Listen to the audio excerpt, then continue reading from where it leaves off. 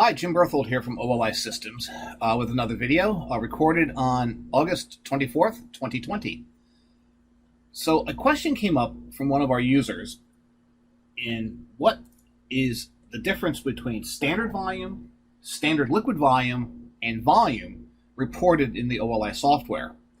So we're going to go through a very, very simple example and try to give you an explanation of why we have these properties. What I did is use OLI Studio, and I've selected the mixed solvent electrolyte framework, although this works for other frameworks as well. And I've put in just 5 moles of sodium chloride into 55 moles of water. So this is a kilogram of water, making this approximately a 5 mol solution. It's at 75 degrees and 1 atmosphere, but that's not really important for the story. And I've already calculated it. Here, a single point calculation. Okay. And I've already run it, so there just to confirm what I've done.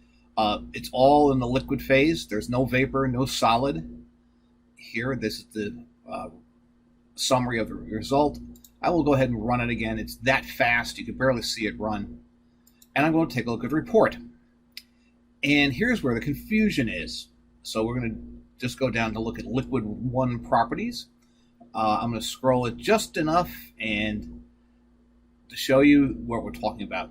We report standard liquid volume, and here it is reported as 1.17961 liters. The volume at standard conditions, which is 1.10849 liters.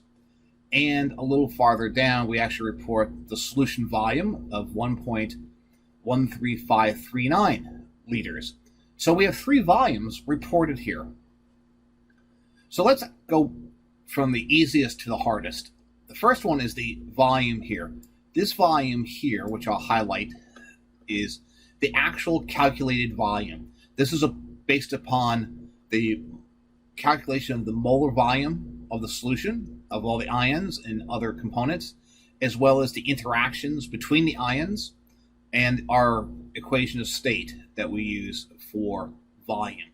We would consider this to be the actual volume of the solution at the temperature and pressure of the calculation.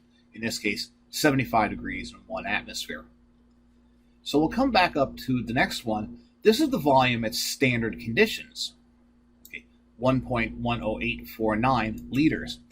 Standard conditions are those taken to be at a standard set. We actually will calculate the volume at that standard condition. Now, what is the standard condition? Well, OLI defines that to be at 60 degrees Fahrenheit in 1 atmosphere. This is very commonly used in the imperial oil system, so we use it there, but other people will use 0 degrees in 1 atmosphere, and we can change to standard conditions through tools, okay, options. Write this onto the screen, and standard conditions. And you can see here we have a 15C, which is the same as 60F, 1 atmosphere. This is for an oil or a liquid, and for the gas, it's just slightly different. It's a little bit higher, and it's also slightly higher. If you don't like these standard conditions, you can change them for this calculation or for all calculations in the software. So that's a standard condition. In theory, if I ran the software at these same conditions, I will have the same volume for both standard conditions and the actual volume. The complicated one is the standard liquid volume. Okay. We had to put this value into the software to avoid an interface problem with some of our Alliance products. And we'll tell you they are Aspen HYSYS, Honeywell's Unisim Design, and KBC's Petrosim all have a requirement for a standard liquid volume, whether that standard liquid volume means anything or not. We have described this in a little more detail in our wiki page, but we've gone through a linear regression of all the volumes in our software that we're going to put at the standard conditions.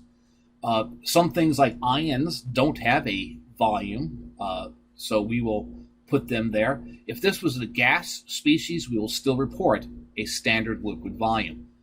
It is an artificial value. It is of very little use to the OLI software directly, but is a requirement in the 3 products I just mentioned. We do report it back to all the other Alliance engines so they could use them as they see fit. So we'll put a link to our wiki page here so you can actually see how we calculate standard liquid volume.